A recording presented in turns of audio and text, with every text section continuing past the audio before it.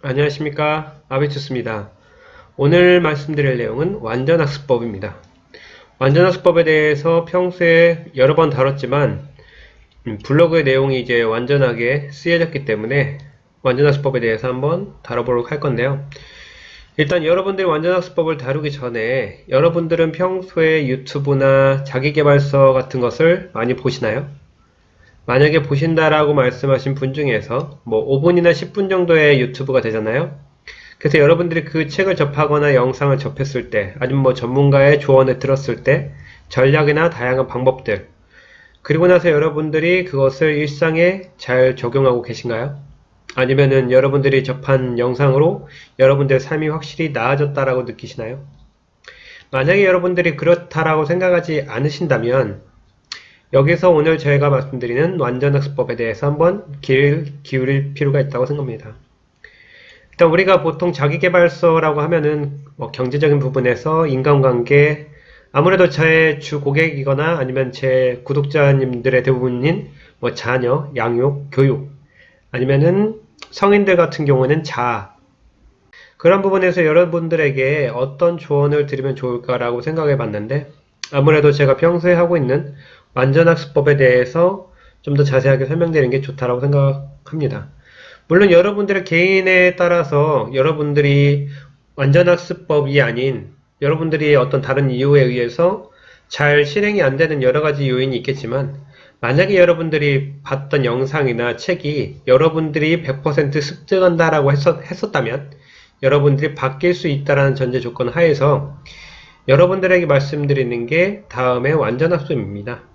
그래서 만약에 성공한 사람이 요구하거나 의도한 내용 또는 개념들이 정확하게 여러분들의 것이 된다면 그것은 여러분들의 인생을 바꿀 것입니다.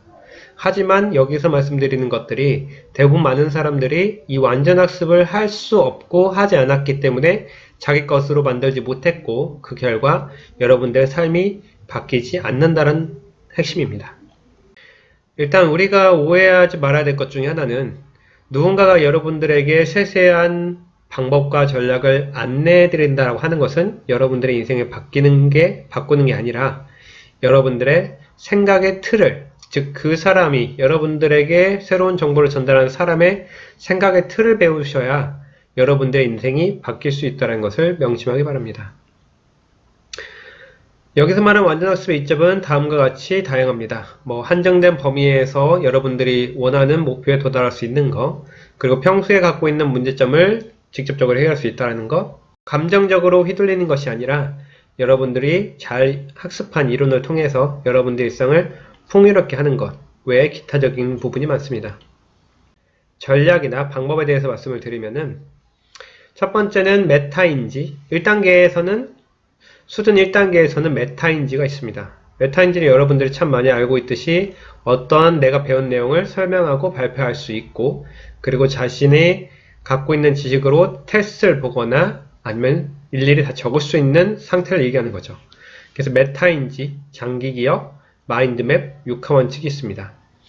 수준 1 같은 경우에는 해당 분야에 대한 지식을 쌓고 기억하는 과정으로 해서 여러분들이 수준 1에 해당하는 것을 꾸준히 반복적으로 충분한 시간과 노력을 들이기만 하더라도 사실은 여러분들의 인생은 바뀔 겁니다. 그런데 요즘같이 빠른 시대, 정보가 넘쳐나는 시대에서 많은 사람들이 반복적으로 뭔가를 보려고 하지 않죠. 그래서 어떻게 보면은 다시 기본으로 돌아와야 된다는 것이 핵심입니다. 그래서 말씀드리는 게 첫 번째 육하원칙, 그 다음 마인드맵, 장기기억, 메타인지입니다. 첫 번째로 육하원칙은 모두 다 잘 알고 계시듯이 누가 언제 어디서 무엇을 어떻게 왜, 즉 여러분들이 배운 내용을 내 방식대로 정리하는가, 분명히 전달하는 전달자의 머릿속에 있는 정보를 나한테 옮기는 과정에서 나의 생각의 지도와 그 전달자의 생각의 지도는 분명히 다를 겁니다. 그래서 여러분들이 꼭 하셔야 될 필수적인 것은 여러분의 방식대로 정리하는 것, 그리고 여러분의 방식대로 정리하다 보면 평소에 여러분들이 쓰지 않는 용어들을 듣게 될 겁니다. 그랬을 때 내가 좀 더 알기 쉬운 단어나 그런 용어를 정리하시는 것, 혹시라도 모르는 생소한 단어 같은 경우는 꼭 찾아보시는 것, 이것이 가장 기본적인 육하원칙에 해당되고요. 그리고 마인드맵입니다. 마인드맵은 평소에 많이 들어보셨을 거라고 생각합니다. 그래서 마인드맵을 통해서 여러분들이 배웠던 지식, 원리, 사실, 개념 등을 어떻게 세세하게 분류하는가.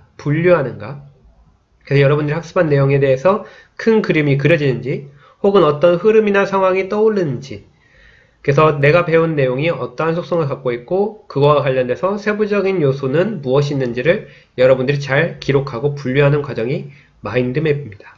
그리고 장기 기억화입니다.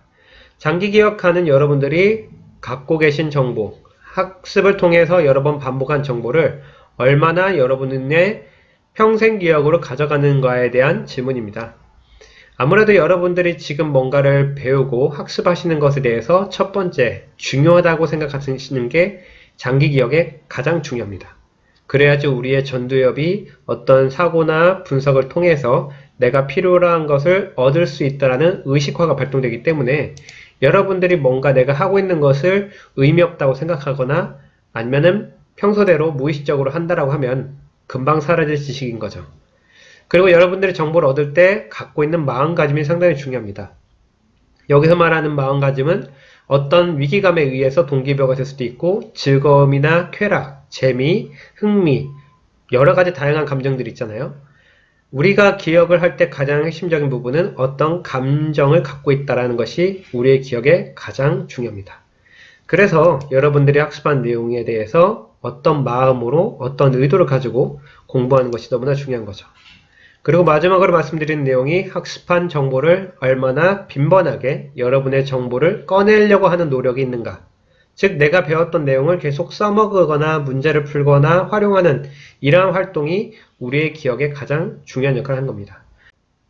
우리가 정보를 꺼낸다는 것은 인지적으로 상당히 고난이도라고 생각하고 그리고 좀 어렵다고 생각하는 건데 쉽게 생각해서 우리가 이걸 생략적으로 봤을 경우에 장기 기억으로 가기 위한 우리가 최근에 새롭게 얻은 정보를 계속 꺼낸다는 것은 여러분들의 기억에 영양분과 생명을 부여하는 과정이라고 생각하시면 됩니다.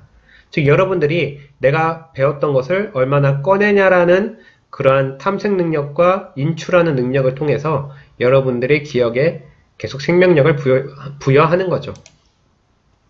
마지막으로 메타인지입니다. 여러분들이 얼마나 말로 설명할 수 있는가? 또는 그것을 타인에게 설명해서 타인 역시도 이해할 수 있는가? 그리고 여러분들이 모르고 있는 내용을 정확하게 알고 있는가? 아니면은 그 모르는 내용에 대해서 충분히 보충하고 있는가? 틀린 부분이나 오류가 느껴지고 그것을 수정 가능한가? 제가 말씀드리는 1단계 학습법의 핵심인 거죠.